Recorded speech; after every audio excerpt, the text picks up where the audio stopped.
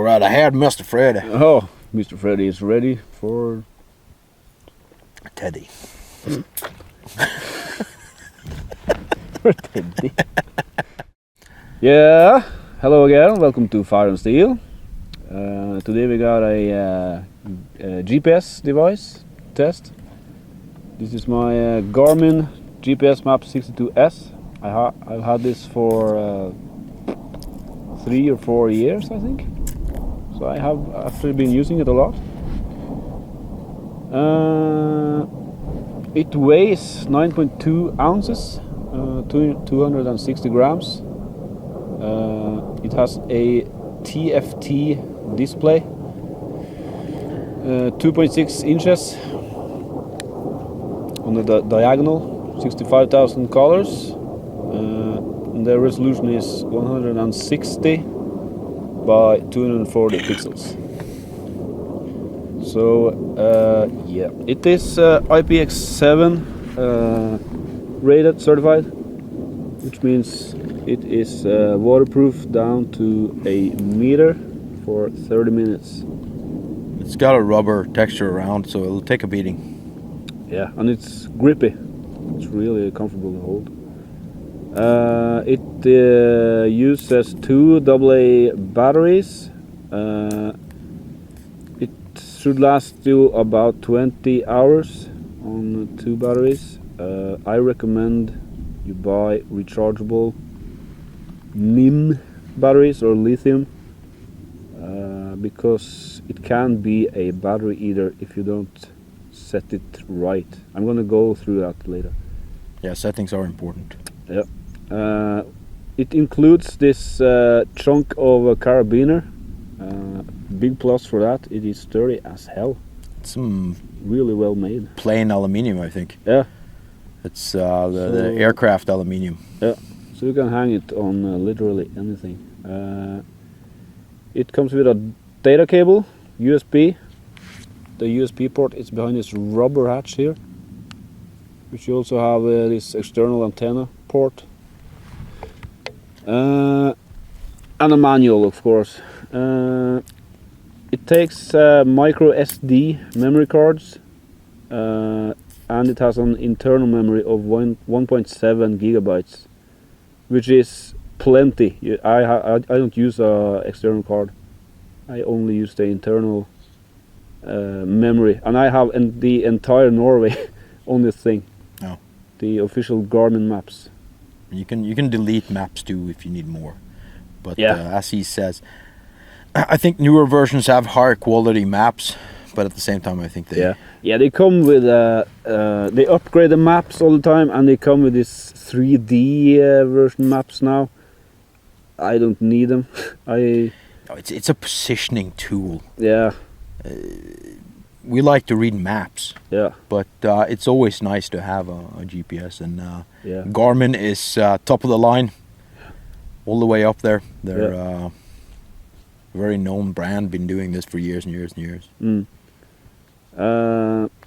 The 62s have a built-in 3-axis compensated electronic compass. That's a fucking mouthful. But what it means in practical use is that the compass points the right direction, whether you hold it, whether you tilt it.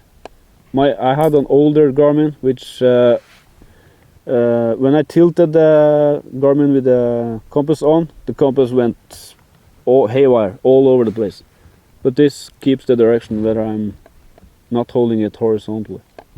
So that's a big plus. It has a barometric altimeter for bearing and altitude, which means it measures air density or whatever. Yeah, I don't pay much attention to that. Altitude is altitude. Yeah, I think it's if you surpass very high altitude, we're talking 10,000 feet maybe and upwards. I think people like that, mountaineers, climbers, people like that will benefit from those kind of things. Yeah. If you need oxygen or whatever. But it's a feature. As all the other things. Yeah. So let's go over to some practical use on this thing. I'm going to show you some of the features. Yeah. And scene. So as you can see, this is the main menu of the 62s. You scroll through with this arrow button. What the hell? Yeah, so you got a waypoint manager, geocaches, all the usual stuff. I'm not going to go through all this because they are pretty self-explanatory. Explanatory, thank you. But as you can see, it has a lot of features: stopwatch, ventures, elevation plot, all this kind of shit. I don't normally use anything of it except waypoint manager and track manager. Waypoint, you know, are your own custom waypoints where you mark, yeah, tent camps, camp place, whatever. Track manager is just something I use to track my trips.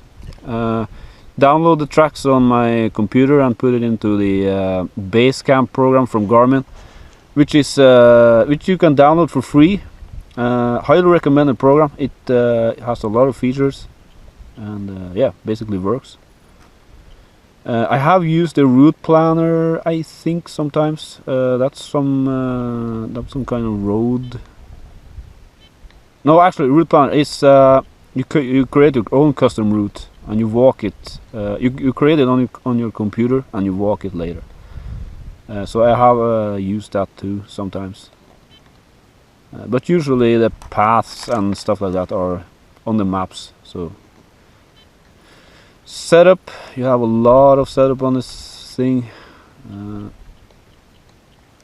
As you can see, you can set pretty much everything.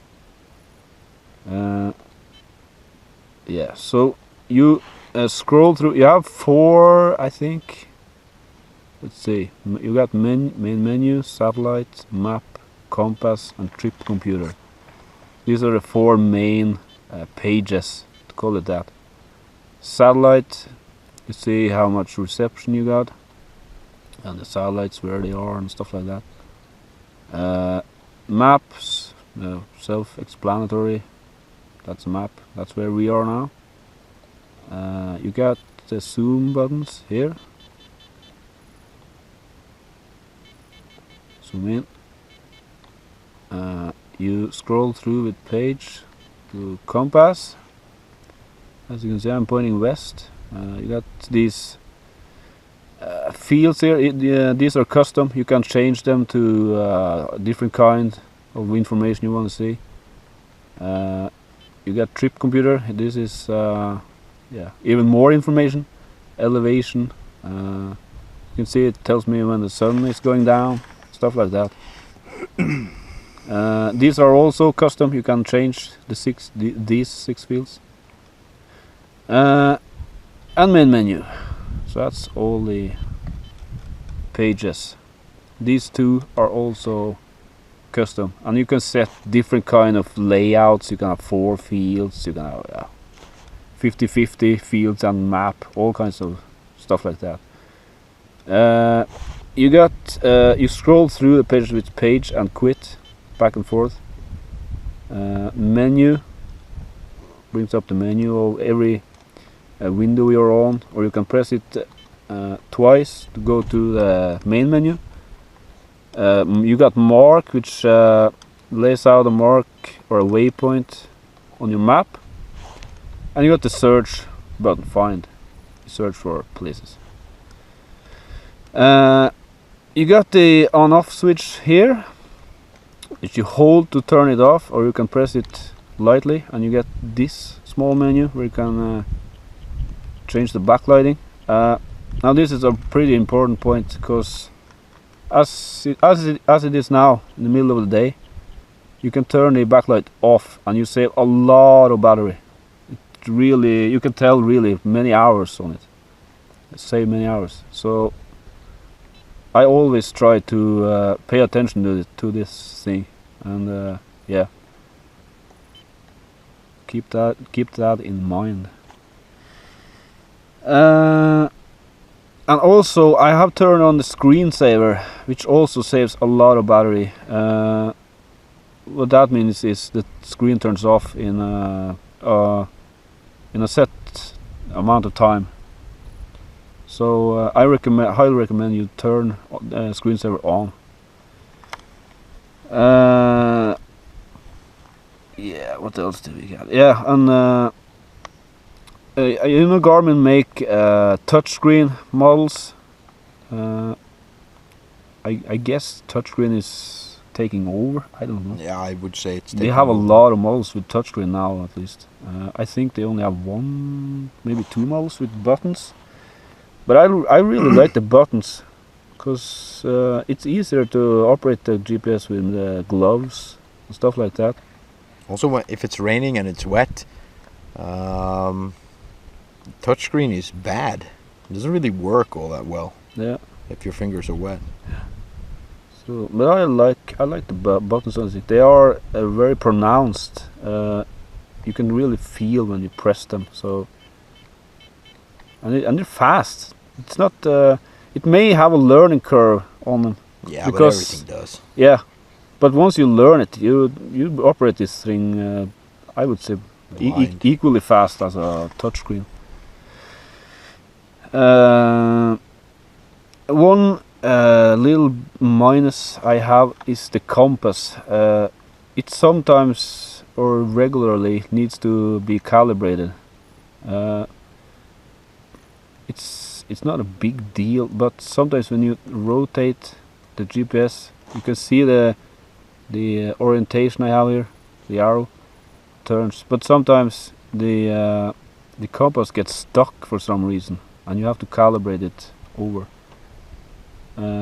Which is a small pain in the ass, but not a big minus, because you can tell pretty fast, and it's only when you stand still. Because I think the GPS goes over to show you the direction based on your well, when you're traveling, it knows the direction you're going. So it's only when you stand still. And the calibration is fast. You only have to turn the GPS around all three axes. So it doesn't take much time to do that. But be aware of it. It has no other. One other minus is it has no key lock. You can't lock the keys or buttons. So if you have it in your pocket or something, you might push the buttons on random or something. So be aware of that. I never have it in my pocket because it's too big. It's too bulky. I always strap it on my backpack, on my shoulder strap or something. So it's not a big problem for me. The the 62s is it's pretty sturdy. It can take a lot of beating. I usually put it on my backpack, on my shoulder strap, on the lower part under my arm, and I always forget to take it off before I throw my backpack on the ground. And as you can see, the screen has some scratches and stuff, but it holds up. It really does. And yeah, the price on the 62s is $260, which is, I think it's quite cheap actually. It's such a versatile piece of equipment to have, and you navigate so quickly. And as you can see, it's quite fast to render the screen, the map. It doesn't take much time to render it. My old Garmin took forever to scroll this like this. So it works really well. They have a newer model now called the 64s. I haven't tried it, but it's probably faster, have new features, all kinds of stuff. Probably a selfie camera and a Botox emission device or whatever the fuck they put in the devices nowadays. Yeah, usually they tend to cater to the mainstream. Yeah. Because mainstream fuckers can't read maps. Yeah. But for me, this is all I need. It's a map, and it shows me where I am, where I'm going, where I've been. and I can put it into my computer and take and show it off to people that Recommend That I don't routes. like. And, yeah, of course, people that you don't like. yeah. I can show it off to lazy people that don't go trips. No, I'm just kidding.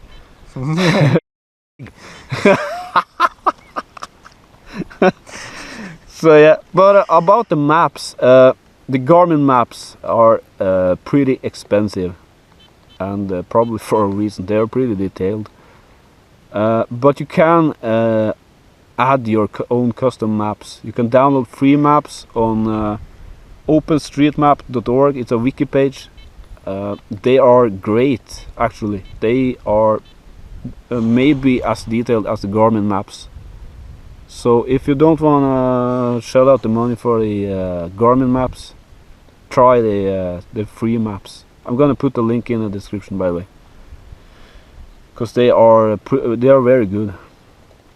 But yeah, I guess that's all I had for the 62s. Do you have anything to add, Mr. Snakey? Snakey. I'm gonna buy a GPS soon as well. As I said, I'm not a techno guy like that. I have used GPSs over the years, but I'm a map reader guy. Yeah. But And that's a real important point. Always bring a map. If you're in unknown territory, at least. yeah, Bring a map also. This is our electronic device. Never trust an electronic device. no, you shouldn't. And And a map doesn't take any room, weighs nothing. no, So it doesn't. no point in risking anything. But a GPS is so handy. It's so quick. Because with a map, if you're not too familiar by reading maps, you have to look a little bit to find your position. Usually it's quite easy, in my opinion, but having done it our entire lives, we know how to do it. So we know exactly where we are at every time. But a GPS is so fast, it's so lightweight, it's... Yeah, and it got these options of recording your trips. Yeah, which is a good one. I mean, I have to draw on my maps, and you kind of fuck up your map but yeah, it's great. We can put out routes. You can make routes when you're sitting at home and just bring it with you. And yeah, if you have really long trip, if you have really long trips with a map, you tend to carry a lot of weight. Actually, maps weigh a little bit, and GPS comes in handy. It really does. So GPS is recommended. And as I said, I have the entire Norway on the sea. No. So if you want to carry a map detailed down to a level for entire Norway, we're talking maps for at least like 10 pounds, I would say. Yeah, maps. probably. And that's pretty damn big. And you always get in a map a lot of stuff you don't really need for your route. So GPS is perfect. Do they sell the 62s still? yeah, I think they do. I do recall I found it on Amazon. But they have different versions of it. It's 62, 62s, and a couple of others, I think, that goes from cheaper to more expensive. But I think the most expensive one has this weird feature. I don't recall what it did. I think it's 3D maps or something like that. Yeah, But, it's gimmicky bullshit, I would call it. Yeah, The fuck I you don't need need 3D maps to tell me where I am. The price is reasonable. I mean, $260 is cheap Yeah, for GPS. yeah, No and the newer one, 64, costs $400, I think. doubt. $400. And I don't think it does that much more than a 62. GPS is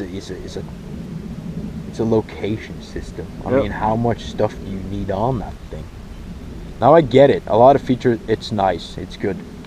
You can do a lot with them, which is usually also a thing about these kind of things. You can do a lot of cool stuff, and if you learn it all, there's probably some neat stuff in there. But we pretty much just needed to see where we're going, Yeah, to make a route. and that's what this does. Yeah. It excels at that. Yeah. And it can take rain like a map can't, and well, GPS is recommended. At least if you like reading maps and using maps like I do, it's a nice accessory to have with it, no doubt. It'll spare you time and effort. So yeah, that's all we have for the Garmin GPSmap 62s. See you next time, boys.